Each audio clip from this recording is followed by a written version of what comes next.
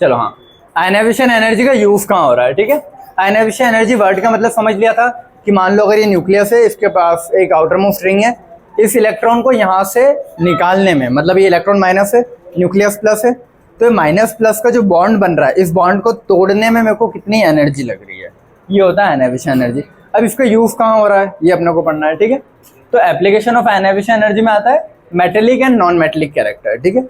Metallic character का ionization energy low होता है, क्यों? क्योंकि अपन बोलते हैं ना मेटल का काम क्या है, इलेक्ट्रॉन डोनेटिंग। तो मेटल अगर खुद ही चाह रहे हैं इलेक्ट्रॉन डोनेट करना, तो मेरे को कम एनर्जी लगेगी इस बॉन्ड को तोड़ने में, ठीक है। तो अगर मेरे को कम एनर्जी लग रही है तो लो आयनाइजेशन एनर्जी होगी ना मेटेलिक की। और नॉन मेटल कैसे, नॉन मेटल का काम क्या है, इलेक्ट्रॉन को लेना। नॉन मेटल पी ब्लॉक वाले होते हैं, इलेक्ट्रोनेगेटिव होते हैं, मतलब ये क्या करते हैं, सामने वाले से इलेक्ट्रॉन लेते हैं, तो ये खुद नहीं चाहते ना अपना इलेक्ट्रॉन देना, तो इनसे अगर मेरे को इलेक्ट्रॉन निकलवाना है तो ज़्यादा जोर से मतलब एनर्जी देनी पड़ेगी ज़्यादा, तो इनके आयनाइजेशन, इनको आयनाइज करने के लिए ज़्यादा एनर्जी लगेगी। बेटा आवाज़ फिर भी आ रही है, ठीक है।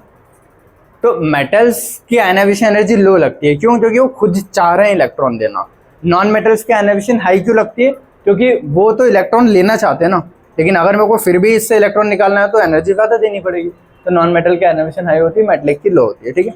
अब रिएक्टिविटी ऑफ मेटल से कैसे, देखो मेटल्स एस ब्लॉक वाले मेटल हैं, पी ब्लॉक वाले नॉन मेटल है, लेकिन डी ब्लॉक वाले भी मोस्टली मेटल है।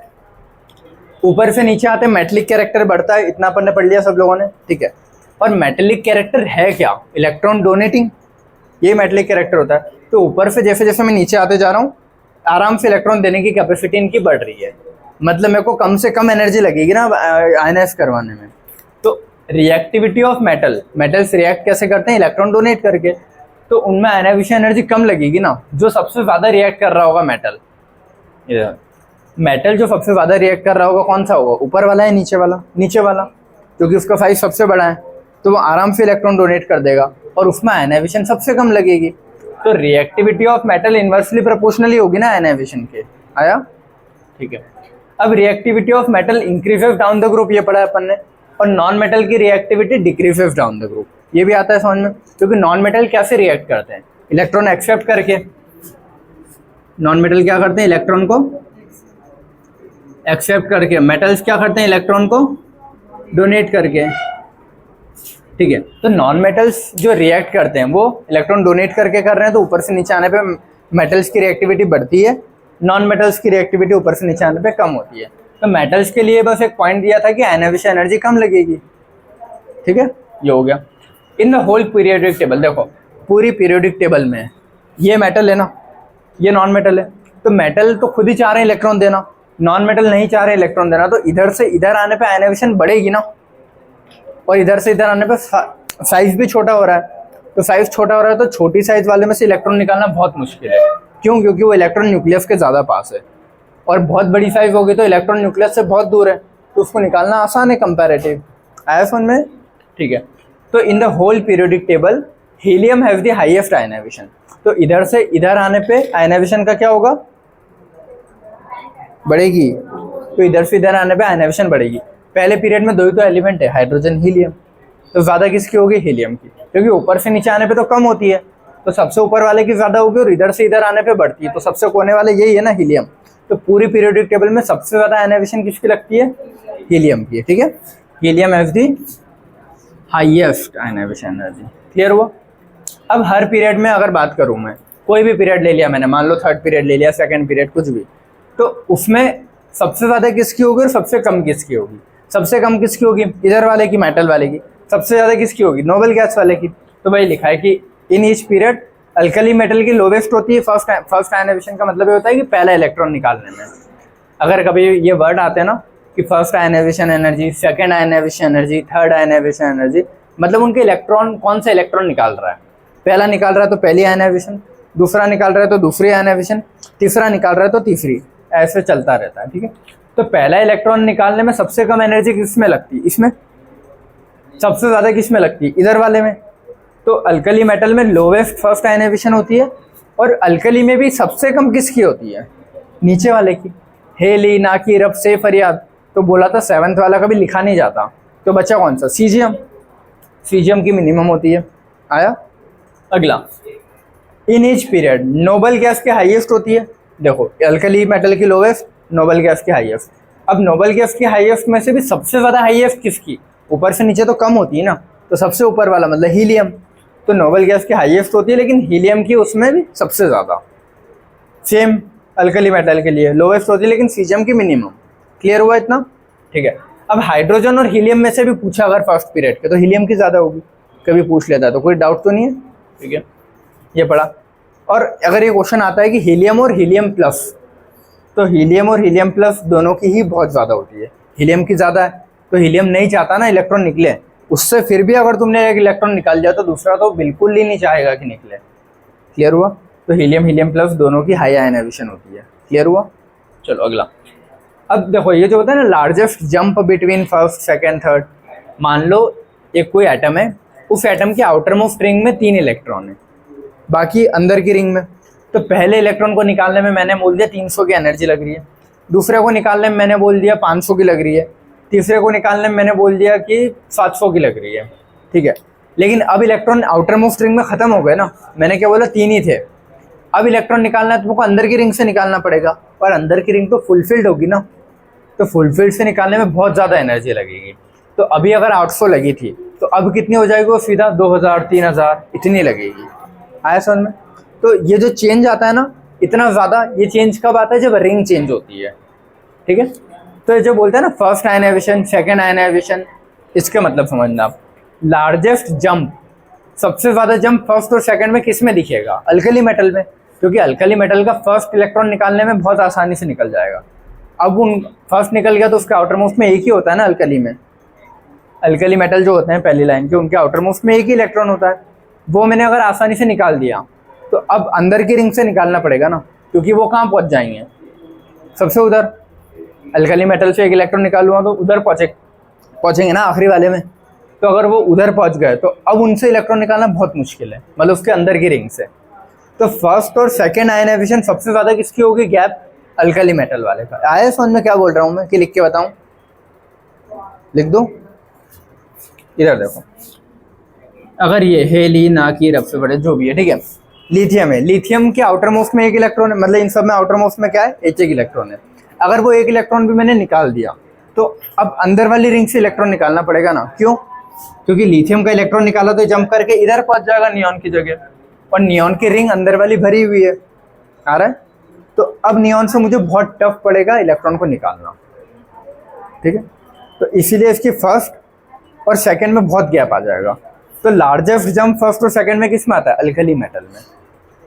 और सेकंड और थर्ड में लार्जेस्ट जंप किस में आता है? देखो इसके इधर होता है ना ये, तो मान लो मैंने मैग्नीशियम से एक इलेक्ट्रॉन निकाला तो पहली आयनाइजेशन निकली, तो कहाँ आ गया वो? यहाँ। इससे एक और निकाला तो दूसरी आयनाइजेशन होगी वो, और अब कहाँ पहुँच जाएगा? यहाँ। अब तीसरी में मेरे को सबसे ज़्यादा एनर्जी लगेगी। तो सेकंड और थर्ड में जो हाईएस्ट गैप जाएगा किस में जाएगा? इस ग्रुप के इसमें। तो वही लिखा है कि अल्कली अर्थ मेटल में सेकंड और थर्ड में हाईएस्ट गैप जाएगा, और अल्कली मेटल की बात करूँ तो फर्स्ट और थर्ड सेकंड में। आया? और बोरॉन फैमिली की बात करूँगा तो उसमें काय में जाएगा? फिर थर्ड और फोर्थ में, क्योंकि 1 2 और फिर 3। आया? पक्का?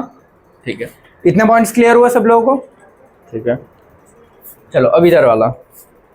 चलो एल्यूमिनियम गैलियम, ठीक है, ये अपन लिखते हैं ना बैगन आलू गाजर इंथेला ये वाला। ठीक है, तो ये जो होता है यहाँ पे डी ब्लॉक आते हैं क्योंकि फोर्थ पीरियड का है। पहला पीरियड तो खाली रहता है, वो दूसरा तीसरा चौथा, चौथे पीरियड में एस और पी के बीच में डी ब्लॉक आ जाता है, पता है ना सबको। तो अगर यहाँ पे डी ब्लॉक की वजह से साइज इनका सेम हो जाता है, बताया था एल्यूमिनियम गैलियम का, कि अगर साइज सेम है, मान लो दोनों के साइज सेम है लेकिन एक पे चार्ज ज़्यादा है, तो उससे इलेक्ट्रॉन निकालना मुश्किल पड़ेगा ना। मान लो इन दोनों के साइज अभी कैसे हो गए? सेम, कायदे से बढ़ना चाहिए था लेकिन साइज सेम हो गए। अब इस पे प्लस चार्ज है लेकिन इस पे ज़्यादा चार्ज है। कितना ज़्यादा होता है? 18 प्लस ज़्यादा होता है, 18 से बढ़ जाता है ना एकदम। 6 ये 10 ये 2 ये, तो 18 से बढ़ता है। तो अगर इस पे प्लस है उतनी ही जगह में इस पे एक ही प्लस है, और उतनी ही जगह में इस पे कितने? 18 प्लस है। तो ये ज़्यादा इलेक्ट्रॉन को खींच के रख रहा होगा ना, तो इससे इलेक्ट्रॉन निकालना मुश्किल है। तो इसीलिए नॉर्मली ऊपर से नीचे आयनाइजेशन कम होती है, लेकिन यहाँ बढ़ जाएगी। यहाँ गैलियम की ज़्यादा हो जाती है एल्यूमिनियम से। आया फोन में? कोई डाउट रहे किसी को भी? चलो, तो आयनाइजेशन एनर्जी बोल रहा है ऑलमोस्ट इक्वल, या तो ऑलमोस्ट इक्वल बोलो या फिर गैलियम की ज्यादा बोलोगे एल्यूमिनियम से, ये ठीक है। क्वेश्चन के अकॉर्डिंग चेंज हो जाएगा, ठीक है। या तो बराबर रहेगी या गैलियम की ज्यादा होगी, कम तो नहीं होगी। नॉर्मल ऑर्डर से एक्सेप्शन जा रहा है थोड़ा, आया पक्का? अगला point, ionization energy of hydrogen is much higher than that of chlorine. अगर हाइड्रोजन और क्लोरीन में डिफरेंस पूछे ना कि किसकी ज़्यादा होती है, तो हाइड्रोजन की बहुत ज़्यादा होती है, क्योंकि हाइड्रोजन में न्यूक्लियस के जस्ट पास में इलेक्ट्रॉन रखा है, और क्लोरीन में तो तीसरी रिंग का इलेक्ट्रॉन निकालना है ना, तो तीसरी रिंग तो दूर है ना, ठीक है। तो इसीलिए हाइड्रोजन में बहुत ज़्यादा हायर मतलब आयनाइजेशन एनर्जी लगती है कंपेयर टू क्लोरीन। क्लियर हुआ आकाश? चलो, अब ये जो 2 पॉइंट समझाने हैं। अब जो अपन ऑर्डर लिखेंगे ना अपना आयनाइजेशन का, वो ऑर्डर ये रहता है, देखो, लाई, बे, बैक, नॉफ, नी, ठीक है। अब आयनाइजेशन लेफ्ट से राइट में बढ़ती है, मतलब सबसे ज़्यादा इसकी होगी, फिर इसकी, लेकिन यहाँ फ्लिप होता है, बताया था ना, यहाँ फ्लिप होता है। क्यों? क्योंकि ये हाफ फील्ड होता है, तो ये आगे वाले को बोलता है कि नहीं मैं हाफ फील्ड हूँ, तो पीछे आ लाइन में, तो ये आगे चले जाएगा, उसको पीछे कर देगा, ठीक है। तो ये फ्लिप हो गया ऑक्सीजन नाइट्रोजन, फिर ये, लेकिन बेरिलियम हाफ फुल फील्ड है ना एस का, तो ये भी इसके आगे वाले को बोलता है कि नहीं तुम पीछे आ जाओ, मैं आगे आऊँगा, तो यहाँ पे फ्लिप हो जाता है कि बेरिलियम और बोरॉन, और फिर लास्ट में रहता है लिथियम। ये ऑर्डर होता है, मतलब ऑर्डर कहाँ फ्लिप हो रहा है, एक यहाँ और एक यहाँ, बस, बाकी पूरा वैसे ही रहता है। लेकिन जब ये ऑर्डर अपन अगला टॉपिक पढ़ेंगे ना, इलेक्ट्रॉन एफिनिटी, उसमें जो फुल फील्ड हाफ फील्ड को उठा के पूरे पीछे फेंक देता हूँ मैं, ये एक फ़र्क पड़ता है, ठीक है। तो वो मैं कंपेयर करवा दूंगा मैं कि ऑर्डर कैसा चल रहा है, बट अभी इतना याद रखो, ठीक है। तो ये जो रीज़न है ना, इन दोनों का रीज़न क्या है, इसका रीज़न क्या है, नॉर्मली तो अपन यही पढ़ते हैं हाफ फील्ड फुल फील्ड, ये हाफ फील्ड है तो इसने फ्लिप कर दिया, ये इसका फुल फील्ड था तो इसने फ्लिप कर दिया, ठीक है। लेकिन इसको ऐसे देखो, कहाँ बनाएंगे अपन, यहाँ बना देता हूँ। ऑक्सीजन की बात अगर करता हूँ तो ऑक्सीजन के पी में ऐसे है ना, और वही नाइट्रोजन की बात करता हूँ तो नाइट्रोजन के पी में ऐसे हैं, ये दिख रहा है ना कि नहीं दिख रहा, रहने दो, कहीं और बनाएंगे इसको। मैं समझा दूँ, यहाँ समझा देता हूँ, नहीं यहाँ पे ये समझाऊंगा, यहाँ समझा देता हूँ, ठीक है। ऑक्सीजन में पी का डब्बा ऐसे भरते हैं ना कि चौथे नंबर पे आता है ऑक्सीजन BCNO, तो 1 2 3 4, नाइट्रोजन में तीसरे नंबर पे आता है ना BCN, तो 1 2 और 3। कितना क्लियर हुआ? अब मुझे बताओ कि अगर मेरे को इन दोनों में से इलेक्ट्रॉन निकालना है तो किसका इलेक्ट्रॉन जल्दी निकाल पाऊंगा? इसका रीज़न क्या होता है, देखो, माइनस माइनस रिपेल करते हैं ना, ये एक घर में एक ही बैठे हैं, आराम से रह लेंगे। यहाँ एक घर में 2 आ रहे हैं, तो अगर एक घर में 2 आ रहे हैं तो धक्का मुक्की करेंगे ना, तो या तो दोनों में से जो भी ज़्यादा ताकतवर होगा वो दूसरे वालों को बाहर फेंकने की कोशिश करेगा, समझ में आ रही है? तो यहाँ पे रिपल्शन होगा ना ऑक्सीजन में, तो ये क्या करेगा, अपना इलेक्ट्रॉन आराम से दे देगा और नाइट्रोजन नहीं देने देगा, ठीक है। तो इसीलिए फ्लिप हुआ है कि नाइट्रोजन की ज़्यादा एनर्जी लगती है कंपेयर टू ऑक्सीजन। ऑक्सीजन में कम क्यों लग रही है? क्योंकि ये खुद ही रिपेल करके फेंक देगा इलेक्ट्रॉन बाहर। नहीं, कल का चल रहा है बेटा, आराम से बैठ, ठीक है। समझ में आया? किसी को भी डाउट इसमें? तो जो पॉइंट लिखा है ना, first ionization energy of boron, sorry ये वाला पॉइंट देखो, smaller first ionization energy of oxygen compare to nitrogen, oxygen की कंपेयर की नाइट्रोजन से। क्यों? हुन्स रूल जो होता है, देखो ये अपन एटमिक में पढ़ते 3 रूल होते हैं, aufbau rule, Hund's rule, Pauli rule. तो हुन्स रूल यही बोलता है कि एक में 2 इलेक्ट्रॉन वाला ऐसा कुछ रहता है इसका, ठीक है। तो जो एक में 2 इलेक्ट्रॉन आ रहे हैं ना, ये अपोजिट स्पिन के साथ हैं, लेकिन रिपेल भी तो करेंगे ना, ठीक है। तो वो हुन्स वाला रूल कहीं लगता है, smaller first ionization energy of oxygen compare to nitrogen because Hund's rule 2 electron in p orbital, p के एक डब्बे में 2 electron in oxygen causes repulsion, repulsion करेंगे तो जल्दी निकल जाएगा ना, इसीलिए वो यहाँ पे फ्लिप हुआ है। अब इसका रीजन देखना, बोरॉन और ये एनसीईआरटी की लाइन से है ना, दोनों वहीं से लिखी थी मैंने, एनसीईआरटी में एग्जैक्ट रीजन दिए हैं, वरना अपन नॉर्मली अगर पढ़ते तो अपन क्या बोल देते हैं, हाफ फील्ड है और फुल फील्ड है, इसीलिए। और हाफ और फुल होने का मतलब कुछ होगा ना, तो एग्जैक्ट मतलब ये है इसका, इलेक्ट्रॉनिक रिपल्शन। क्लियर हुआ? ये पॉइंट लिख दिया। अब बोरॉन बेरिलियम का देखते हैं। बोरॉन बेरिलियम का क्या लिखा है, चलो ये वाला पॉइंट देखना, ठीक है। पहले मैं समझा देता हूँ फिर बताता हूँ। ये लिखते हैं ना लाई बे बैकनॉफ्नी, तो इसमें एस के 2 भर गए, ठीक है। यहाँ पे आऊंगा बोरॉन पे, तो बोरॉन पे आऊंगा तो एस के 2 तो पहले ही भर गए, फिर पी में इसमें 1 भरा है। इतना समझ में आया? ठीक है। अब ये बोल रहा है कि ये वाला जो इलेक्ट्रॉन है, मान लो इसको ऐसे देखो, इस पे जो 2 इलेक्ट्रॉन थे, इसके पहले जितने भी इलेक्ट्रॉन इसमें भराए होंगे वो सब इसको धक्का दे सकते हैं। शील्डिंग मतलब ये होता है ना, अंदर वाले इलेक्ट्रॉन धक्का देना बाहर वाले इलेक्ट्रॉन को। आ रहा है तुमको? ठीक है। तो अगर इसको थोड़ा थोड़ा इमेजिन करना, फिर लिख के बताता हूँ मैं, ठीक है। तो लाई बे बैकनॉफ, तो लाई बे बेरिलियम में जो 2 इलेक्ट्रॉन है एस में, ठीक है। बेरिलियम कौन से पीरियड का है? सेकंड पीरियड का है, ठीक है। मतलब 2 रिंग है न्यूक्लियस के पास, पहली रिंग जो कि 2 इलेक्ट्रॉन से भरी है, पहली रिंग में 2 इलेक्ट्रॉन आते हैं 1s के दोनों। फिर दूसरी रिंग में क्या होता है, 2s भी होता है 2p भी होता है, तो उसके 2s के दोनों भरे, एक ही एग्जाम्पल हुआ। और बोरॉन में क्या हुआ है, 2s के तो भरे ही हैं, 2p में भी 1 भरा है। आ रहा है समझ में क्या है? तो जो इसमें 2p का 1 इलेक्ट्रॉन आया है, ये इसको धक्का देने वाले कितने इलेक्ट्रॉन है? 2 तो इसकी रिंग के खुद है और 2 अंदर वाली रिंग के, ठीक है। अब यही चीज अगर मैं बेरिलियम के लिए बात करूं, तो बेरिलियम में जो 2 हैं इनको धक्का देने वाले कौन है? सिर्फ अंदर के 2 हैं। आए समझ में? तो बोरॉन में ज्यादा इलेक्ट्रॉन है ना, उसको धक्का देके बाहर निकालने वाले, कंपेयर्ड टू बेरिलियम। आ रहा है ना? तो शील्ड ज्यादा किस में बन रही है? जिसमें ज्यादा इलेक्ट्रॉन है। नहीं आ रहा? ये यहां समझाता हूं, ठीक है। इसको ऐसे समझते, 2 चीजों से। पहली रिंग में तो 2 इलेक्ट्रॉन होते हैं, पहली रिंग में 1s के 2 इलेक्ट्रॉन होते हैं, ठीक है, हाइड्रोजन हीलियम वाला।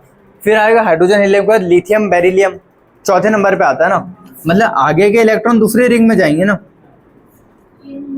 ये किसका बनाया मैंने? बेरिलियम का, ठीक है। अब अगला बना रहा हूं मैं बोरॉन का। पहली रिंग में 2, दूसरी रिंग में 2 तो एस के आ ही गए, एक पी का भी आता है ना, 2s के 2 आ गए, 2p का 1 आ गया। ये बोरॉन का है अपना, ये बेरिलियम का है। समझ में आया क्या लिखा है मैंने सब लोगों को? ये बेरिलियम का है, बोरॉन का है। अब मैं बोल रहा हूँ इसका जो लास्ट इलेक्ट्रॉन आया था ये, और इसमें जो लास्ट आया था। अब शील्डिंग का मतलब क्या होता है? अंदर के इलेक्ट्रॉन धक्का दे रहे हैं बाहर वाले को, न्यूक्लियस से खींचने नहीं दे रहे हैं। देखो जितना ज्यादा न्यूक्लियस खींच के रखेगा उतना ही मेरे को उसको आयनाइज करवाना मुश्किल है। लेकिन अगर वो खुद ही चाह रहे हैं बाकी इलेक्ट्रॉन के नहीं जाए यहाँ से, तो मेरे को कम एनर्जी लगेगी ना उसको निकालने में। तो यहाँ पे इसको धक्का देने वाले कितने? 1 2 3 4। यहाँ पे इसको धक्का देने वाले कितने? 1 2 3। तो यहाँ 3 ही इलेक्ट्रॉन है जो इसको धक्का दे रहे हैं, यहाँ कितने? 4 है। तो ये आसानी से निकल जाएगा ना। तो मेरे को यहाँ कम एनर्जी देनी पड़ेगी निकालने में, और इसमें ज़्यादा एनर्जी लगेगी कंपेयर्ड। तो जिसमें ज़्यादा एनर्जी लग रही है उसको मैंने फ्लिप करके आगे लिख दिया, जिसमें कम लग रही है उसको पीछे लिख दिया। तो ये रीज़न अब पढ़ो, देखो। First ionization energy of boron is less than that of beryllium. क्यों? हेंस 2p के जो इलेक्ट्रॉन है, 2p में 1 इलेक्ट्रॉन आ रहा है ना इसका, 2p electron of boron is more shielded. समझ में आ रहा है ना? उसको ज़्यादा शील्ड मिल रही है ना, more shielded from the nucleus by the inner core. Inner core मतलब अंदर के इलेक्ट्रॉन से, जो भी हो उसके, ठीक है। Of electron than the 2s electron of beryllium, बजाय बेरिलियम के 2s के। इनको कम शील्डिंग मिल रही है, इसको ज़्यादा शील्डिंग मिल रही है। तो जिसको ज़्यादा शील्डिंग मिल रही है वो जल्दी बाहर निकल जाएगा, क्योंकि उसका न्यूक्लियस से अट्रैक्शन कम हो गया। क्लियर हुई ये चीज़ सबको? बेटा आया समझ में तुमको भी? लिखो लिखो, आखिरी पॉइंट है जब बता दूंगा मैं, छापो तब तक, ठीक है। कोई डाउट इसमें? पक्का? ठीक है, चलो। ये 2 एनसीईआरटी के लाइन्स थे, अगर एग्जैक्ट रीजन पूछे तो यही है। क्लियर है? हाँ ठीक है। अगला ये वाला फ्लोरीन क्लोरीन क्लोरीन माइनस और F माइनस, ये आयनाइजेशन का ऑर्डर ऐसा क्यों आया? ठीक है। अब ये अपन लिखते हैं ना फ्लोरीन क्लोरीन ब्रोमीन आयोडीन, और फ्लोरीन को अगर 1 इलेक्ट्रॉन दो तो वो नोबल गैस पे चले जाएगा, क्लोरीन को 1 इलेक्ट्रॉन दो तो वो भी कहाँ पे चले जाएगा? नोबल गैस पे, ठीक है। अब मुझे बताओ, कोई भी एटम है, मैंने ये लिया एक एटम है M, मैंने बोल दिया M माइनस बन गया, तो अब किससे इलेक्ट्रॉन निकालना आसान है, m से कि m माइनस से? m माइनस से ना, क्योंकि उसके पास एक्स्ट्रा इलेक्ट्रॉन है, तो वो एक्स्ट्रा वाला निकालना आसान है। तो अगर मैं पूछूं f और f माइनस में से किससे आसान है, f माइनस। Cl और Cl माइनस में किससे आसान है, Cl माइनस। इतना समझ में आया? तो ज्यादा टफ है f और Cl से, तो f और Cl से ज्यादा टफ है। अब उन दोनों में से भी किससे ज्यादा टफ है? ऊपर से नीचे आने पे आयनाइजेशन कम होती है ना, साइज बढ़ता है, तो आसान है इलेक्ट्रॉन निकालना। तो जिसका सबसे छोटा साइज उससे इलेक्ट्रॉन निकालना बहुत टफ, तो फ्लोरीन का ज्यादा ही होगा क्लोरीन से। अब इन दोनों में ऐसा क्यों हुआ कि क्लोरीन माइनस ज्यादा फ्लोरीन माइनस से? ये देखो, फ्लोरीन का साइज छोटा है, ठीक है, फ्लोरीन में 2 ही रिंग है, तो दूसरी रिंग में उसके पास आउटर मोस्ट में 7 होते हैं, क्योंकि 7वें नंबर पे आता है इधर से, 2 1 2 3 4 5 6 7, ठीक है। तो 7 इलेक्ट्रॉन उसके दूसरी रिंग में, न्यूक्लियस के पास दूसरी रिंग है उसमें 7 है। मैं बोल रहा हूँ कि ये F माइनस बना, मतलब वो 1 इलेक्ट्रॉन उसने इस रिंग में रखा होगा ना, और दूसरी रिंग है मतलब छोटा साइज, तो वो इलेक्ट्रॉन आके धक्का मुक्की हो रही होगी ना बहुत ज़्यादा इसमें। लेकिन यही बात जब मैं क्लोरीन की करूँगा, तो क्लोरीन में एक और रिंग है, तीसरी रिंग, उस तीसरी रिंग में 7 इलेक्ट्रॉन है, तो उनको ज़्यादा से ज़्यादा दूर रखूँगा ना, आराम से बहुत जगह मिलेगी। उसमें अगर मैं बोल रहा हूँ कि एक और इलेक्ट्रॉन आके रखना है, तो ये इतनी धक्का मुक्की नहीं होगी, आराम से रह लेगा। आराम से रह लेगा का मतलब क्या है, न्यूक्लियस खींच लेगा इसको अच्छे से, आराम से बिठाया ना इन्होंने कि बैठ। लेकिन फ्लोरीन में क्या हो रहा था, धक्का मुक्की हो रही थी कि नहीं वापस चले जा, मुझके हमको दिक्कत हो रही है। तो इन दोनों में से कौन चाहता है कि इलेक्ट्रॉन यहाँ नहीं रहे, फ्लोरीन। तो उसमें मेरे को बहुत ही कम आयनाइजेशन एनर्जी देके आराम से इलेक्ट्रॉन निकलवा सकता हूँ, वही चीज़। लेकिन अगर क्लोरीन से मेरे को इलेक्ट्रॉन निकालना होगा Cl माइनस से, तो वो फिर भी मेरे को थोड़ी ज़्यादा एनर्जी लगेगी। तो वही लिखा है कि इन दोनों में से क्लोरीन माइनस से ज़्यादा एनर्जी लगेगी बजाय F माइनस के। क्यों? क्योंकि इसमें रिपल्शन होगा। आया पक्का? तो इसमें क्या होता है, इलेक्ट्रॉन एफिनिटी अपन जो पढ़ेंगे ना अगला टॉपिक, उसमें समझ में आएगा। इलेक्ट्रॉन एफिनिटी या फिर उसको बोलो इलेक्ट्रॉनिक रिपल्शन होगा। रिपल्शन काय में होगा, इसमें फ्लोरीन वाले में, ठीक है। और इन दोनों का तो अपने को पता है कि टॉप से बॉटम, टॉप से बॉटम में आयनाइजेशन एनर्जी का क्या होता है, डिक्रीजेस, इसीलिए फ्लोरीन ज्यादा है। कोई डाउट इस पॉइंट में? ठीक है, पक्का यहाँ तक क्लियर है सब लोगों को? अगला पॉइंट, ये पता है हर एक पॉइंट क्वेश्चन से, अगर ये क्वेश्चन ही आता है CF Cl और इनको ऑर्डर जमाओ, तो क्वेश्चन ही तो है, ये भी क्वेश्चन है, सारे पॉइंट्स क्वेश्चन ही। मैंने तुमको समझा दिया आयनाइजेशन क्या होता है अच्छे से, कि हाँ ये है, इसको निकालना, गुफा मारा, एनर्जी लगी, बस ये आयनाइजेशन। अब सब क्वेश्चन होते हैं ये, कि ये ऐसा क्यों हो रहा है, वो क्यों हो रहा है, क्वेश्चन से थ्योरी में आएगा या तो सॉल्व करने में आ जाएगा पॉइंट में, ठीक है। अगला, आयनाइजेशन एनर्जी आइसोटोप्स। अब तुम लोग बताओ मुझे, आइसोटोप्स की आयनाइजेशन एनर्जी क्या होनी चाहिए, बताओ। आइसोटोप्स की आयनाइजेशन एनर्जी क्या होनी चाहिए, सेम। क्यों? देखो, आयनाइजेशन के लिए 2 चीज़ें मेरे पास, एक इलेक्ट्रॉन माइनस है, न्यूक्लियस पे मैं देखता हूँ प्लस चार्ज, ठीक है। लेकिन आइसोटोप्स क्या होते हैं, जिनका एटॉमिक नंबर सेम होता है, मास डिफरेंट।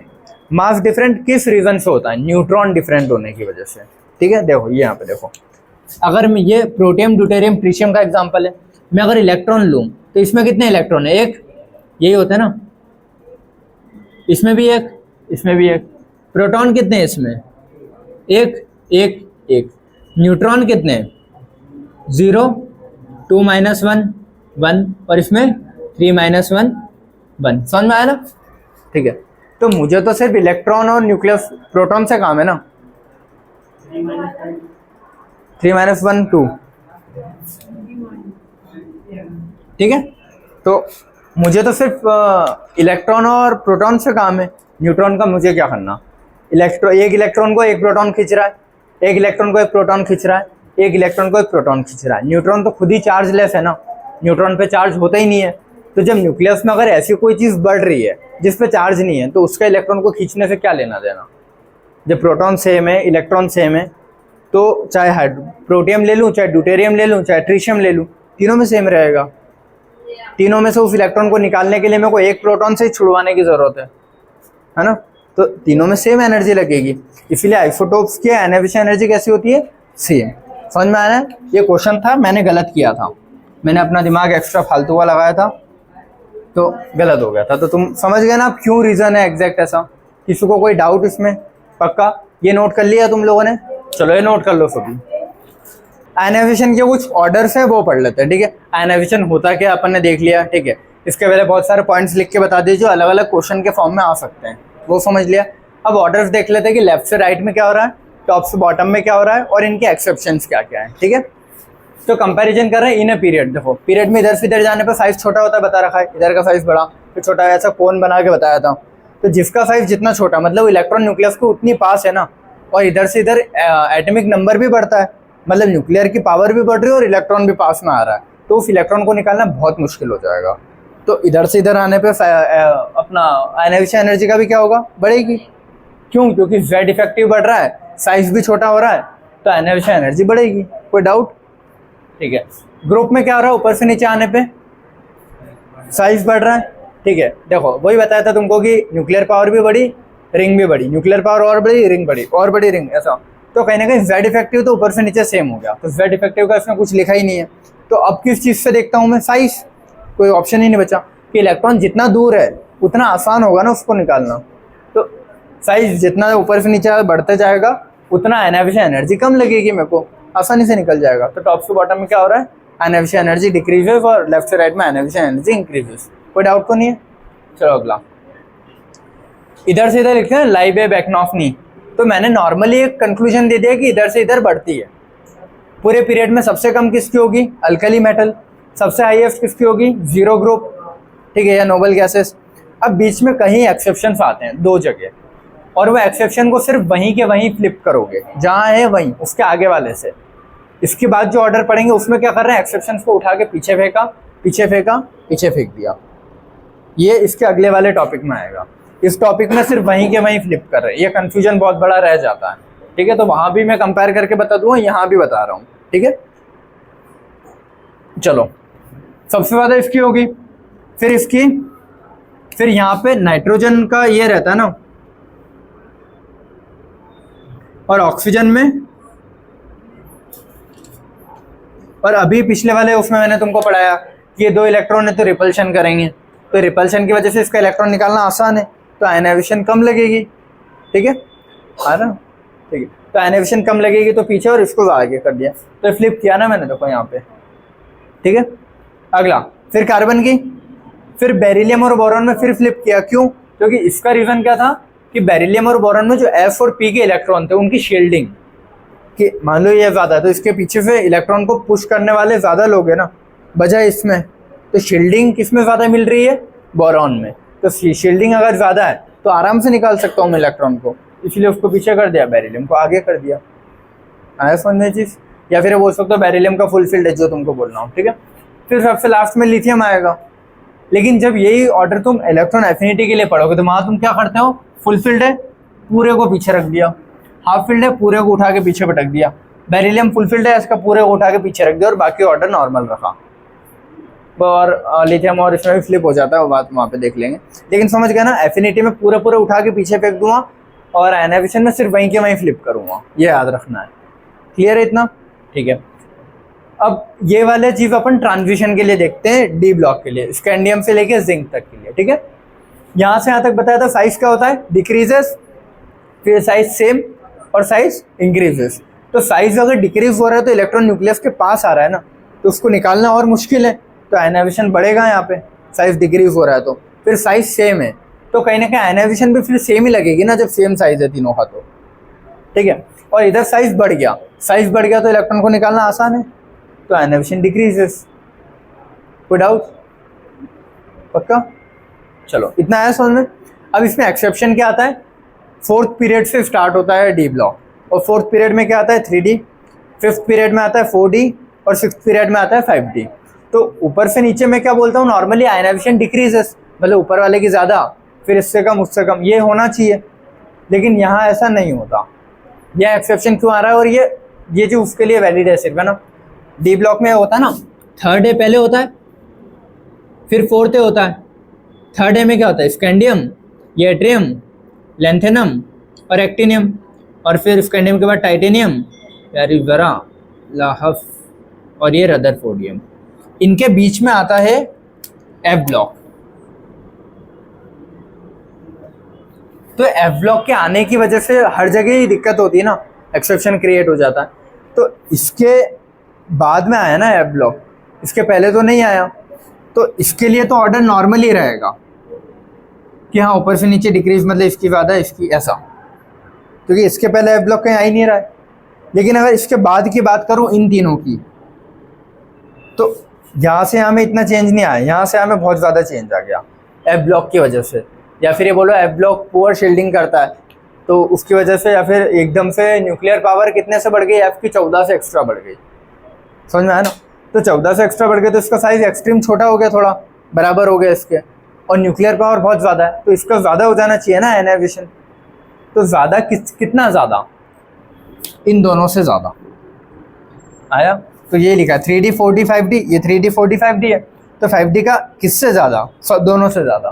तो 5D को ऊपर रखा, फिर 3D 4D, ये आया समझ में कैसे लिखा पक्का कि 5D का ज़्यादा होता है 3D से और 4D से। एग्जाम्पल ले लूँ मैं भाई टाइटेनियम, जर्कोनियम, हाफनियम, ये होता है स्कैंडियम, ये लिखा मैंने। तो होना क्या चाहिए था, पहले वाले में अगर बात करूँ तो इसकी ज़्यादा, इसकी ज़्यादा। दूसरे वाले में ऐसा नहीं होगा, दूसरे वाले में क्या हो जाएगा, हाफनियम की ज़्यादा हो जाएगी टाइटेनियम से, ऐसा हो जाएगा, ये यहाँ नहीं आएगा फिर, है ना।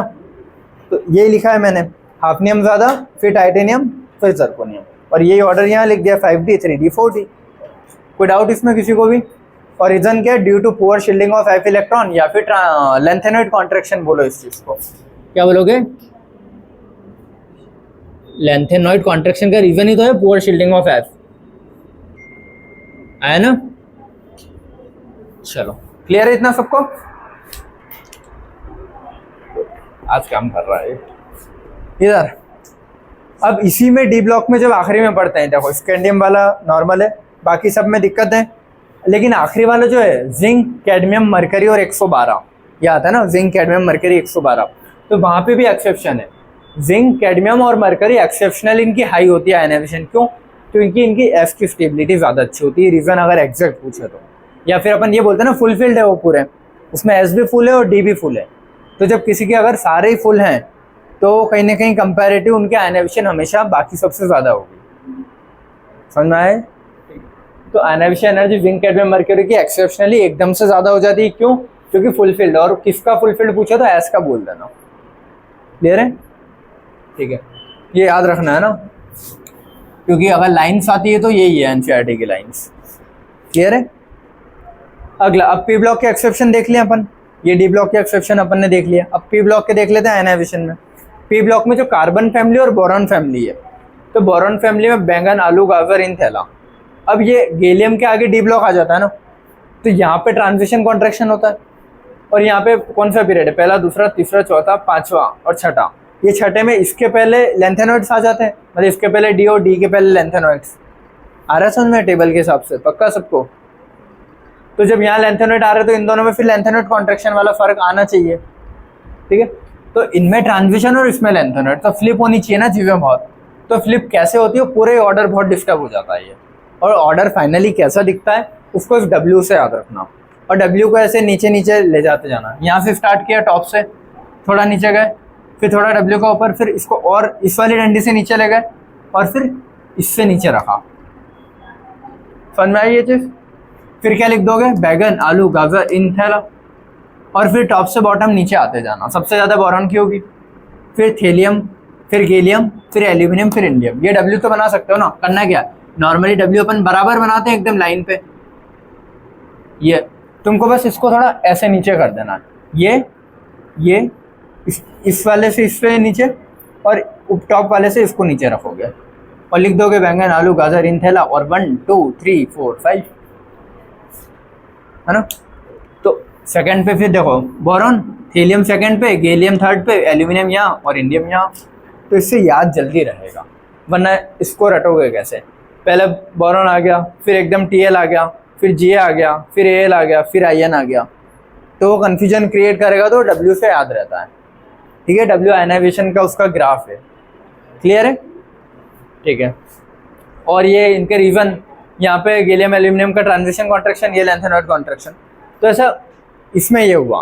कार्बन वाले में क्या होता है, अब देखो ये पहली बार ट्रांजिशन यहाँ लगता है तो लगा दिया, अगले वाले में ट्रांजिशन नहीं लगता, लेकिन लेंथेनॉइड वाला अगले वाले में लग रहा है। ठीक है, तो कहे सीता जी सुने प्रभु, तो लास्ट के जो दोनों है ना सुने प्रभु वाला, सिर्फ यही फ्लिप होता है इसमें। तो उसको बस यही फ्लिप कर दो और ऊपर से नीचे क्या होती है, कम होती है, तो ऊपर वाले की सबसे ज़्यादा, फिर ज़्यादा ज़्यादा, लेकिन इन दोनों में फ्लिप हुआ तो मैंने फ्लिप करके लिख दिया। ठीक है, सारे एक्सेप्शंस अपने हो गए।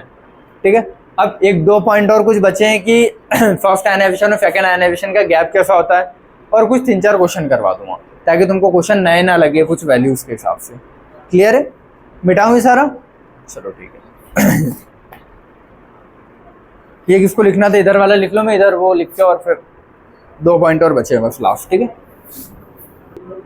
चलो इधर सारे ये लास्ट पॉइंट बचा अपना पढ़ना। ठीक है, ऑलमोस्ट जितने भी क्वेश्चंस बन सकते थे अपने अधिकतर पॉइंट्स पढ़ चुके हैं। ठीक है, अब तुम क्वेश्चन लगाओगे तुमको खुद को मिल जाएगा। एक इस पैटर्न का कभी क्वेश्चन मिले तो उसके लिए सीख रहे हैं। ठीक है, इसमें बोल रहा है कि ऑक्सीडेशन स्टेट, देखो ऑक्सीडेशन स्टेट कब बनेगी किसी भी चीज़ की, जब उससे इलेक्ट्रॉन निकलेगा। मान लो कोई एटम है, 1 इलेक्ट्रॉन निकला तो 1 प्लस चार्ज आएगा, 2 इलेक्ट्रॉन निकल गए तो 2 प्लस चार्ज आएगा, 3 निकल गए तो 3 प्लस चार्ज आएगा। तो उसके ऑक्सीडेशन स्टेट 1 है, 2 है, 3 है, 5 है, 7 है, निकालना सीखते ना अपन, बताया था ऑक्सीडेशन स्टेट कैसे निकालते हैं। ठीक है, तो स्टेबिलिटी कौन सी ऑक्सीडेशन स्टेट में ज़्यादा होगी, ये होता है कि मान लो मैंने तुमको दिया है आयरन +2 में भी होता है, आयरन +3 में भी होता है, तो इन दोनों में से कौन सा वाला ज़्यादा स्टेबल है ये पता करना रहता है। ठीक है, तो उसका अगर क्वेश्चन आता है, ये इसके अलग रूल्स हैं या जो भी अपन देख लेते हैं, और ये वाले कुछ अलग है। ठीक है, तो अगर वो बोलता है कि मान लो पहला इलेक्ट्रॉन जो मैंने निकाला है उसमें मेरे को कुछ एनर्जी लग रही थी, दूसरा इलेक्ट्रॉन मैंने निकाला है उसमें मेरे को कुछ एनर्जी लग रही थी, तो जो एनर्जी का गैप आएगा ना दोनों के बीच में, मान लो पहले में 300 एनर्जी लग रही है, दूसरे में 500 लग रही है, तो बीच का गैप कितना है, 200 का आया। तो अगर ये गैप जो आया, मेरे उसमें अभी 200 का मैंने एग्जाम्पल इतना बड़ा लिया है इसीलिए आ रहा है, वरना अगर ये गैप कम आता है तो क्या बोलूँ हमें कि हाँ दोनों निकलना आसान है, मतलब हायर ऑक्सीडेशन वाला ज़्यादा स्टेबल है, आ रहा है। लेकिन अगर यही गैप मान लो आउटर मोस्ट रिंग में 2 ही इलेक्ट्रॉन है और तीसरा वाला मैं अंदर वाले रिंग से निकाल रहा हूँ। ठीक है, तो मान लो पहले में मेरे को लगा 300, दूसरे में लगा 500, और तीसरा इलेक्ट्रॉन जो मैं अंदर की रिंग से निकाल रहा हूँ उसमें मेरे को लगी 2000, तो दूसरे और तीसरे में सबसे ज़्यादा गैप आया ना। तो अगर ये गैप बहुत ज़्यादा आ रहा है, मतलब मैं क्या बोलूँगा, इसकी लोअर ऑक्सीडेशन स्टेट स्टेबल है, कि +2 स्टेबल थी +3 के कंपेयर में। आ रहा है समझ में? पक्का सबको? ठीक है। और अगर बोल रहा हूँ कि उसी रिंग से निकल रहा हूँ और गैप ज़्यादा नहीं आ रहा है, ज़्यादा गैप नहीं आ रहा है, तो ठीक है, हायर ऑक्सीडेशन स्टेट स्टेबल है। तो वही चीज़ यहाँ लिखी है। ठीक है, बस इसने एक नंबरिंग दे दी है कि अगर डिफरेंस जो है आयनाइजेशन एनर्जी का मोर देन 16 आए, वो क्वेश्चन में देगा, 2 इक्वेशन देगा और दोनों की वैल्यूज़ देगा। अगर 16 से ज़्यादा आ रहा है गैप, तो क्या बोलोगे कि कम वाला ज़्यादा स्टेबल है, क्योंकि गैप ज़्यादा आ रहा है 16 से, उसके लिए 16 वर्ड ज़्यादा है। तो गैप अगर 16 से ज़्यादा है तो क्या बोलोगे, लोअर ऑक्सीडेशन वाली ज़्यादा स्टेबल है। मान लो एग्जांपल मैं ले लेता हूँ, इसकी वैल्यू थी, चलो इसने गैप ज़्यादा ले लिया यहाँ पे, मैं ये इसके हिसाब से ले रहा हूँ, कुछ भी ले लिया। इसकी वैल्यू मान लो यहाँ से इलेक्ट्रॉन निकलने में लग रही थी 20, फिर एक और इलेक्ट्रॉन निकालने में मेरे को लग रही थी 20 से तो ज़्यादा ही लगेगी ना। अब फॉर एग्जांपल मैंने बोल दिया लग रही है 35, तो दोनों का गैप कितना आएगा, 15। तो ये 15, अच्छा यहाँ पे गड़बड़ हो जाएगा थोड़ा, अब जाएंगे अपन। ठीक है, इसको 45 ले लेता हूँ, बेस्ट है। ठीक है, तो अभी गैप कितना आ जाएगा, 20, 30, 40, मतलब 35 का आ रहा है ना, नहीं 25 का। ठीक है, तो अभी गैप कितने का आया है, गैप एनर्जी का कितना है, 25 का। तो गैप 16 से ज़्यादा है ना, तो 16 से ज़्यादा अगर गैप आता है तो मैं क्या बोलता हूँ कि उसके मेरे को नहीं निकालना चाहिए था अगला इलेक्ट्रॉन, मतलब लोअर वाले में भी वो स्टेबल था, मैंने बहुत ज़्यादा एनर्जी लगा के निकाला है तभी वो गैप इतना ज़्यादा आ गया है। आ रहा है सबको? आकाश आया है? पक्का? ये है। मैं बोल रहा हूँ कि अगर मान लो मैंने एक इलेक्ट्रॉन निकाला, उसमें 20 एनर्जी लग रही है, दूसरा इलेक्ट्रॉन निकालने में मेरे को 45 एनर्जी लगी है, तो अगर ये गैप 16 से ज़्यादा का आ जाता है तो गैप 16 वर्ड जो है उस क्वेश्चन के लिए बहुत ज़्यादा है, वो मान रहा है पहले से। ठीक है, तो अगर वो गैप 16 से ज़्यादा अगर आ रहा है ना, तो वो नहीं आना चाहिए था ना, इसको ऐसे समझो कि 16 से ज़्यादा अगर गैप आ रहा है, मतलब मैंने एनर्जी एक्स्ट्रा दे के फिर अंदर का इलेक्ट्रॉन निकाला होगा, तभी मेरा गैप 16 से ज़्यादा आ रहा है। उसी रिंग का होता तो वो गैप कम आता, कम कितना आता है, 11 से कम। तो अगर 11 से कम आ रहा है मतलब मैं आराम से इलेक्ट्रॉन निकाल सकता हूँ, पहला दूसरा तीसरा, तो निकाल रहा हूँ इलेक्ट्रॉन, तो क्यों? क्योंकि वो इलेक्ट्रॉन निकालने दे रहा है, खुद ही चाह रहा है इलेक्ट्रॉन निकालना। तो हायर ऑक्सीडेशन स्टेट स्टेबल होती है अगर 11 से कम आता है, और 16 से ज़्यादा आता है तो लोअर वाली में ही स्टेबल रहता है वो, ज़्यादा मैंने फिर अनस्टेबल कर दिया इसको, ठीक है। तो ये बोल रहा है कि ये जो गैप है, तो वो पूछ रहा है कि Na+ ज़्यादा स्टेबल था कि Na+2, तो गैप बहुत ज़्यादा आ रहा है ना, तो Na+ ही ज़्यादा स्टेबल था, मेरे को +2 नहीं करना चाहिए था, अनस्टेबल है, तो Na+ इज मोर स्टेबल। लेकिन अगर वो गैप 11 से कम आ रहा है ना, तुम लोगों को समझ में क्या छाप रहे हो? इधर देखो, अगर वो गैप 11 से कम आ रहा है, लेस देन, ठीक है, तो मान लो मैं पूछ रहा हूँ मैग्नीशियम प्लस ज़्यादा स्टेबल होगा कि मैग्नीशियम +2, इनका गैप कितना 7.4 है, तो एनर्जी का गैप कम है ना, तो खुद ही चाह रहा है ना इलेक्ट्रॉन निकालना, तो हायर वाली ज़्यादा स्टेबल होगी, तो मैग्नीशियम +2 इज मोर स्टेबल। आया समझ में क्या था कि गैप अगर वो क्वेश्चन में देगा कि इसकी एनर्जी इतनी, इसकी इतनी, गैप तुमको निकालना पड़ेगा, माइनस कर लोगे। अगर वो माइनस करने के बाद कितना 11 से कम आ रहा है तो हायर वाली स्टेबल है, और 16 से ज़्यादा आ रहा है तो लोअर वाला स्टेबल है। यहाँ पर तो चलो मैंने सोडियम मैग्नीशियम ले लिया, तो तुम उसको पीरियोडिक टेबल में भी देख के बता सकते हो, लेकिन अगर इसको मैं X या Y ले लेता तो कैसे बताते फिर? तो एनर्जी देख के बताना पड़ता ना। यह है समझ में?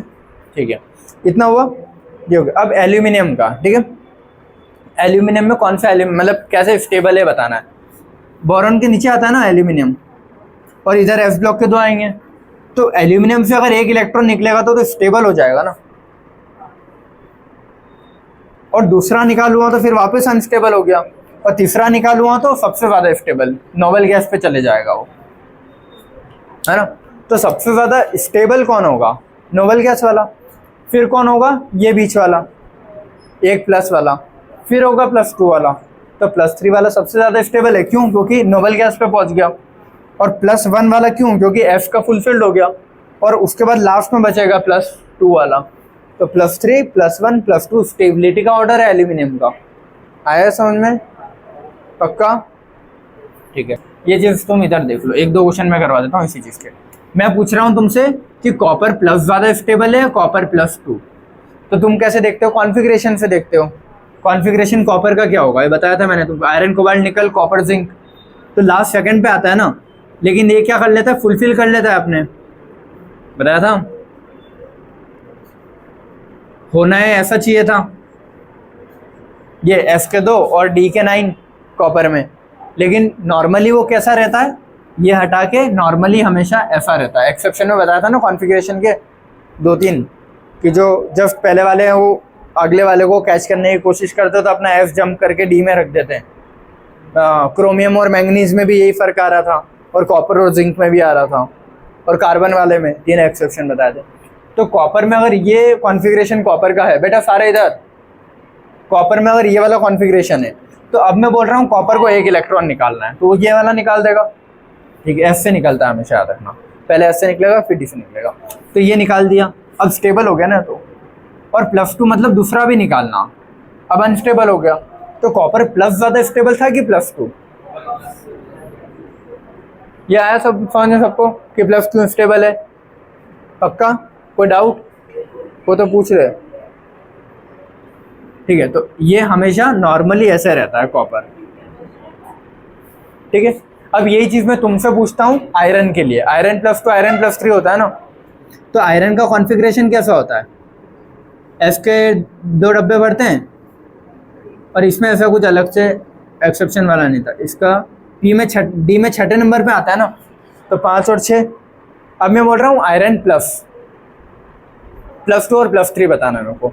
तो हमेशा एक चीज़ याद रखना तुम लोग, D ब्लॉक में जब भी आता है कि आउटर मोस्ट रिंग से इलेक्ट्रॉन निकलता है, तो ये तो 3D है ना, और ये 4s है, तो इलेक्ट्रॉन कहाँ से निकलेगा? आउटर मोस्ट तो 4 है ना, तो 4s से इलेक्ट्रॉन पहले निकलते हैं, उसके बाद 3D से निकलते हैं। भराएंगे भले ही 4s में पहले और 3D में बाद में, भरने का ऑर्डर अलग होता है एनर्जी के हिसाब से, लेकिन निकलेगा किस में से? बाहर वाली से पहले।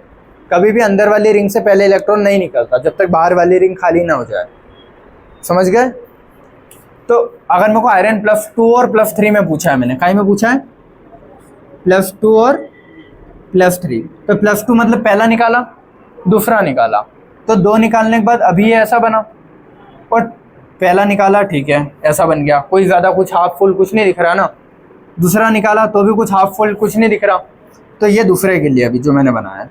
अगर तीसरा ये वाला निकालूंगा ना, याद रखना पहले सबको अनपेयर कर लेंगे, फिर जैसे ये मत बोलना कि ये निकालते हैं, नहीं नहीं, पहले पेयरिंग वाले निकालते हैं, फिर सिंगल सिंगल वाले निकालेंगे, ठीक है। तो अगर एक और निकाल दिया तो अब ये +3 का हो गया ना, 2 ये निकाले और 1 ये निकाला, तो +3 दिखने के बाद अब मेरे को हाफ फील्ड दिख रहा है ना, तो +2 ज़्यादा, ये ज़्यादा स्टेबल था कि अभी जो बनाया था वो, समझ गए ना, क्यों? क्योंकि हाफ फील्ड में जा रहा है। तो आयरन में +3 ज़्यादा स्टेबल होता है +2 से, आया ना समझ में? पक्का? क्योंकि ये कैसा हो जाएगा, हाफ फील्ड, इसीलिए। और यहाँ पे ये कॉपर प्लस कैसा हो जाएगा, कॉपर ये है तो कॉपर प्लस कैसा हो जाएगा, फुल फील्ड। इसीलिए ये 2 रीज़न है, समझ गया? तो किसी का भी अगर पूछता है स्टेबिलिटी निकाल सकते हो ना, तो ये 2 पॉइंट और लिख लेना, एक ये वाला और एक आयरन वाला अपना, कि आयरन में कौन स्टेबल है और कॉपर में कौन स्टेबल है, ठीक है। कॉन्फ़िगरेशंस तुम लोग खुद लिख लोगे। पहले क्या करोगे, नॉर्मल कॉपर का लिखोगे, फिर कॉपर प्लस का लिखोगे, फिर कॉपर +2 का लिखोगे, नॉर्मल आयरन का लिखोगे, आयरन +2 का लिखोगे, आयरन +3 का लिखोगे। लिख लोगे या मैं लिखूंगा ही? लिख लोगे? ये दे, चलो मैं बोर्ड होने खत्म होने के बाद फिर बता दूंगा, ठीक है, आखिरी में लिखवा दूंगा मैं। चलो अब कुछ क्वेश्चंस कर लें। आयनाइजेशन एनर्जी, आयनाइजेशन पोटेंशियल या फिर आयनाइजेशन एंथैल्पी वाला टॉपिक अपना यही खत्म होता है। जितनी भी चीज़ें थी, जितनी वैरायटी के क्वेश्चन आएंगे, सारे थ्योरी में कवर हो गए। अब वो कैसे अप्लाई होते हैं थ्योरी पे, वो मैं बता देता हूँ, तुम लोग खुद समझ जाओगे। डेफिनेशन से लेके सारी चीज़ें बता दूंगा, ठीक है। पहला क्वेश्चन क्या, ये एल्यूमिनियम के लिए जो मैंने एग्जाम्पल दिया था, ये तो थ्योरी के पोर्शन है, वो जो है ना वही यही है कि मान लो एल्यूमिनियम में, हाँ, स्टेबिलिटी का नहीं, आयनाइजेशन का ही है। ये आयनाइजेशन का ऑर्डर है, वो स्टेबिलिटी का था, याद रखना। ये कहीं का ऑर्डर है, स्टेबिलिटी का, और ये वाला कहीं का है, आयनाइजेशन एनर्जी का। तो मान लो एल्यूमिनियम तीसरे नंबर पे आता है ना, एस का पहला, दूसरा, और बोरॉन के नीचे आता है, तो बोरॉन वाली लाइन तो तीसरी नंबर की है, मतलब उसका आउटर मोस्ट में 3 इलेक्ट्रॉन है, सेकेंड पीरियड में 3 है। तो पहला इलेक्ट्रॉन निकाला, कुछ एनर्जी लगी होगी, दूसरा निकालने में कुछ एनर्जी लगी, तीसरा निकालने में कुछ एनर्जी लगी, तीनों खत्म हो गए ना। अब कहाँ पहुंच जाएगा वो, नोबल गैस पे, मतलब अंदर वाली रिंग में। तो अंदर वाली रिंग से चौथा इलेक्ट्रॉन निकालने में बहुत ज़्यादा एनर्जी लगेगी, आया समझ में? तो इसकी 4th आयनाइजेशन बहुत हाई होनी चाहिए ना, तो वही लिखा है कि 4th आयनाइजेशन बहुत ज़्यादा हाई होती है compare to first, second, third. हमेशा आयनाइजेशन सेकेंड वाली तो ज़्यादा ही होगी पहले से, कोई एक्सेप्शन है ही नहीं। एक इलेक्ट्रॉन निकाला तो कोई भी एटम नहीं चाहता कि उसका दूसरा इलेक्ट्रॉन भी निकले, तो दूसरी हमेशा ज़्यादा होगी पहले से, तीसरी हमेशा ज़्यादा होगी दूसरे से, चौथी हमेशा ज़्यादा होगी तीसरे से। लेकिन कौन कितना ज़्यादा होगा डिपेंड करेगा कि स्टेबल से निकाल रहे हो अनस्टेबल से, तो दूसरी ज़्यादा ही होगी, तीसरी और ज़्यादा। लेकिन चौथी बहुत ज़्यादा क्यों हो गई, क्योंकि अंदर वाली रिंग से निकाल रहे हैं। एल्यूमिनियम में आउटर मोस्ट में 3 ही है ना, पी के, मतलब दो, एक पी का और 2 एस के। क्लियर है सब? अब क्वेश्चन फिर 4 क्वेश्चन में तुमको मैं कोशिश करता हूँ कि चीज़ें समझा दूँ सारी, ठीक है। Which of the following have the second ionization potential less than first ionization, बताओ चारों में से ऑप्शन में क्या आना चाहिए। जिन्होंने लगाया वो अभी मेरे से डाउट पूछ ले, वो हटा दो, बाकी सारे दिमाग लगाओ। Which of the following have second ionization less than first, ये पॉसिबल है क्या कभी? इसका मतलब क्या बोल रहा है कि पहले इलेक्ट्रॉन को निकालने में ज़्यादा एनर्जी लगी सेकंड को निकालने में। पहले को अगर 300 लग रही है तो पक्का 300 से तो ज़्यादा ही लगेगी सेकंड निकालने में। तो ये चीज़ कोई भी एलिमेंट के लिए पॉसिबल नहीं है, चाहे वो स्टेबल हो, अनस्टेबल हो, हाफ हो, फुल हो, कुछ नहीं, समझ गए? तो फर्स्ट आयनाइजेशन तो कम ही होती है ना सेकंड से, अभी तो बोला था। तो इसका आंसर क्या आएगा? नन, कोई ऑप्शन हो गई नहीं ऐसा। अगला, which of the following is correct first ionization potential only. ये जो मैंने 4 ऑर्डर लिखे हैं, इनमें से कौन सा रिप्रेजेंटेशन सही है कि हाँ मैंने सही लिखा है, पहला एक इलेक्ट्रॉन निकालने के लिए कौन सा सही लिखा है, ये बताओ। बाकी तीनों गलत क्यों होंगे, समझ में आया? ठीक है, मैं बता दूं बाकी, चलो ठीक है। डेफिनेशन ये आती है ना, आइसोलेटेड गैसियस एटम, मॉलिक्यूल से कभी नहीं निकालते, ना सॉलिड से निकालते ना लिक्विड से, गैस, ठीक है। ये तो एक्वस हो गया मतलब लिक्विड, तो ये गलत। सॉलिड, ये गलत।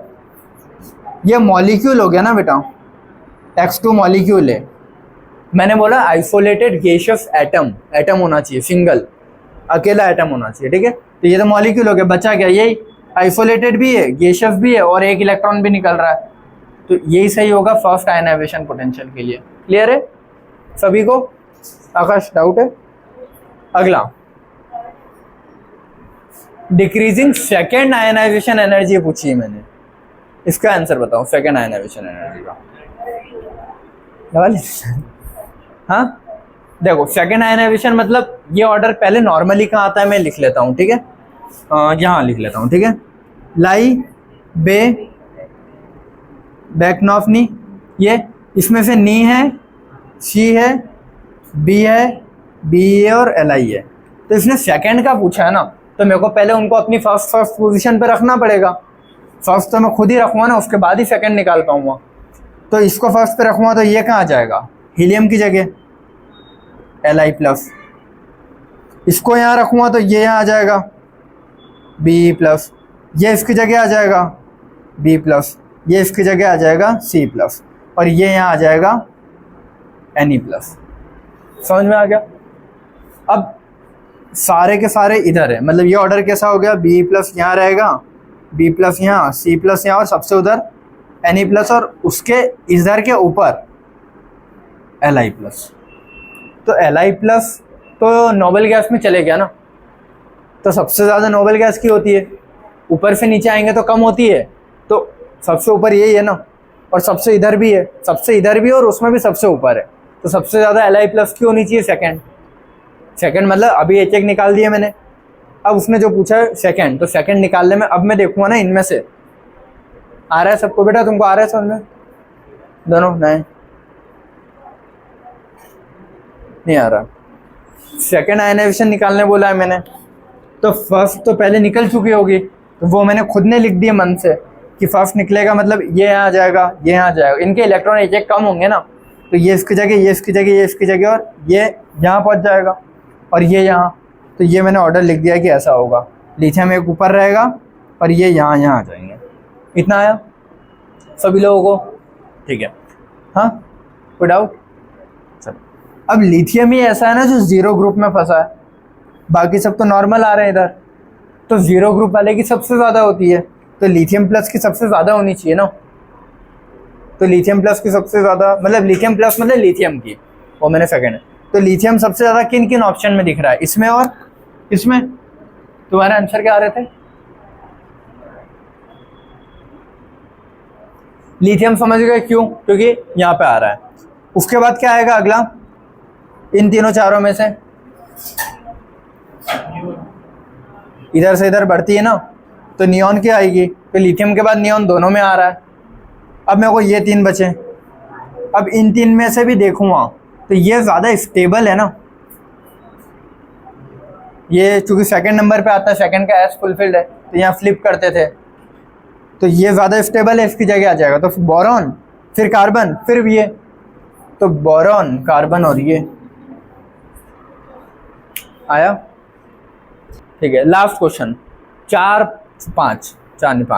पांच आयनाइजेशन पोटेंशियल उसने दिए, कोई भी एक एलिमेंट उठा के, वो एलिमेंट नहीं बताया कौन सा है, 5 आईपी दिए, मतलब 5 इलेक्ट्रॉन उसने निकाले। 5 इलेक्ट्रॉन को निकालने में कुछ एनर्जीज लग रही होगी, वो एनर्जी उसने लिख दी है, रेस्पेक्टिवली लिखा है, मतलब पहले के लिए पहली, दूसरे के लिए दूसरी, तीसरे के लिए तीसरी, चौथी, पांचवी, ये होता है इंग्लिश में वर्ड। ठीक है, अब वो पूछ रहा है कि इनमें से कौन सा वो एलिमेंट है जिसके लिए एनर्जी लिखी गई है। अब एनर्जी मैंने याद तो कहीं करवाई नहीं है, लेकिन ये एनर्जी देख के ये तो बताया ना कि क्या तुम देख सकते हो, इतना तो सिखाया था मैंने कि इसको देख के क्या देखोगे, क्या दिख रहा है इसको देख के, मतलब इसको देख के क्या दिख रहा है ये बता। सिलिकॉन नहीं, आंसर तो मेरे को नहीं पता, लेकिन इसको देख के क्या दिख रहा है? देखो एनर्जी बढ़ेगी, आयनाइजेशन ये तो पता है, 7.1, 14.3, 34.5, 48.6 और 162.2। सबसे ज्यादा गैप कहाँ आ रहा है? फोर्थ और फिफ्थ में। और गैप कब ज्यादा आता है? जब इलेक्ट्रॉन अंदर की रिंग से निकलता है। ये बताया था ना। तो पहला, दूसरा, तीसरा, चौथा, 5 इलेक्ट्रॉन निकाले इसने, तो जिसमें से 4 इलेक्ट्रॉन तो सेम रिंग से निकल रहे होंगे ना, तभी इतना गैप नहीं है। लेकिन 5वां इलेक्ट्रॉन अंदर की रिंग से निकल रहा होगा, तभी इतना गैप है। ये आता है ना फॉर्म में। तो ये 4 आउटर रिंग से निकल रहे होंगे, इसीलिए तो इतना गैप नहीं आ रहा। और ये गैप क्यों आया? बिकॉज इनर रिंग से इस इलेक्ट्रॉन को मैं निकाल रहा हूँ। समझ में आता है? तो अगर आउटर रिंग में 4 इलेक्ट्रॉन है, मतलब उसकी वैलेंसी कितनी है? 4। और 4 वैलेंसी किसकी होती है? पहला, दूसरा, तीसरा, चौथा, कार्बन वाले की। 1 2 3 4, 3 2 1 0। तो 4 कार्बन वाले की होती है ना। और कार्बन वाले ग्रुप में कौन कौन आता है? उन सबकी 4 होती है। कार्बन वाले ग्रुप में सबके आउटर मोस्ट में 4 ही होंगे, तो सिलिकॉन आता है। कोई डाउट? समझ गए कैसे होंगे क्वेश्चन? वैल्यूज याद नहीं करनी है, वैल्यूज सिर्फ वो तुमको दे रहा है ताकि तुम उससे कुछ इंटरप्रिटेशन निकाल सको। क्लियर है? चलो, तो ये जो आयनाइजेशन पोटेंशियल था, बहुत अच्छे से अपन पढ़ लिया, सारे क्वेश्चन भी कर लिए, थ्योरी के पॉइंट्स देख लिए, जो थ्योरेटिकल पॉइंट्स होते हैं वो सारे भी मैंने लिखवा दिए। एनसीईआरटी के अगर कुछ पॉइंट्स होंगे वो भी सारा लिखवा दिया है और उनको समझा दिया एग्जाम्पल लेके। ठीक है, इनके ऑर्डर्स लिखवाऊँ क्या बेटा, कि लिख लोगे? पक्का? गुड, लिख लो यार तुम लोग। ये मिटा रहा हूँ मैं, ठीक है, इसका फोटो। चलो, कॉपर में 4s, 1 2 3 4। अरे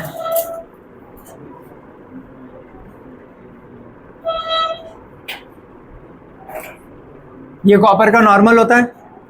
कॉपर प्लस का मतलब क्या होगा? 4s का खाली कर दूंगा इलेक्ट्रॉन, और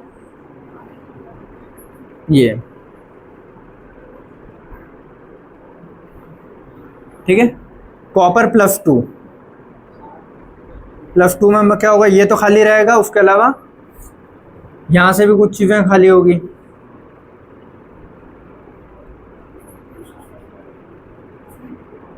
ये कॉपर प्लस कॉपर +2, ठीक है। अब आयरन का लिख देता हूं।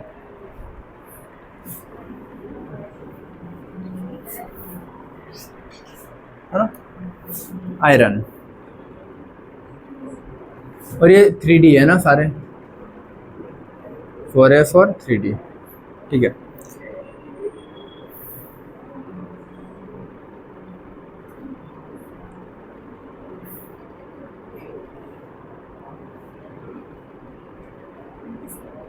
ये आयरन होता है।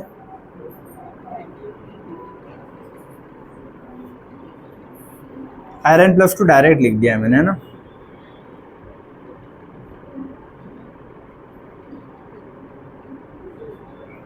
और फिर लिखना आयरन +3।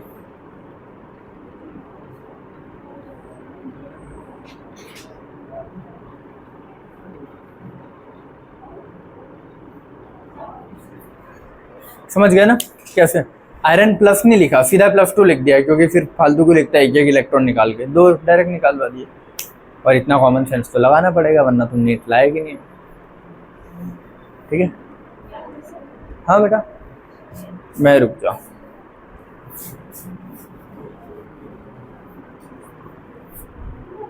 हाँ, क्या पूछ रहे हो? पूछो।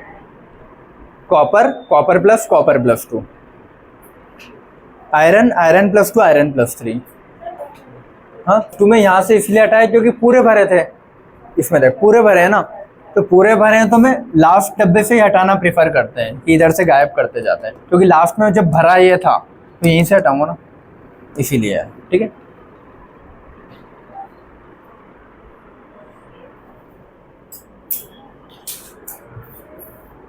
लिख लो जल्दी है। और फिर इसका फाइनल कंक्लूजन क्या था? कौन ज़्यादा स्टेबल है? कॉपर प्लस ज़्यादा स्टेबल है कॉपर +2 से। समझ गए रीजन? इसमें ज़्यादा स्टेबल कौन दिख रहा है? ये।